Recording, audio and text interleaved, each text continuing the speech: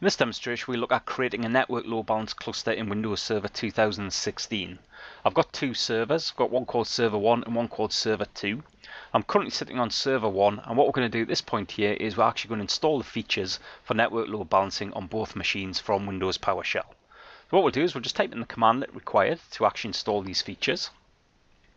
And the command I'm going to issue here is I'm going to do an invoke hyphen command, hyphen computer name. We're going to do it on LON Server 1 and LON Server 2. Hyphen command, and then what we'll do within the braces is we'll do an install hyphen Windows feature space NLB for network load balancing and RSAT remote support admin tools as well for network load balancing. So now we've installed the features, the next thing we need to do is we just need to actually create our cluster. So what we'll do is we'll just clear the screen off just to make this a little bit easier to read, and then what we'll do is we'll issue the commandlets to allow us to create our cluster. And the command that we're going to issue at this point here is new hyphen NLB cluster. Hyphen interface name will be Ethernet. Operation mode, we're going to go for multicast. Cluster primary IP address will be 172.16.0.42, and we're going to call the cluster LON-NLB. So now we've created the cluster, the next thing we'll do is we'll come in and we'll actually add some nodes or add a node to our network load balance cluster. So again, we'll just clear the screen off, just make it a bit easier to read, and we'll just issue the commandlet.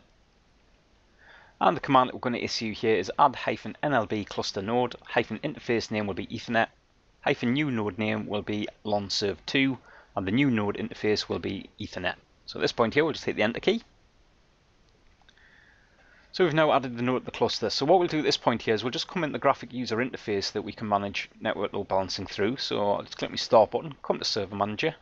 Then within Server Manager, what we'll do is we'll come into our tools, and what we'll do is we'll just go to our Network Load Balancing Manager. This will then launch up the Microsoft Management Console.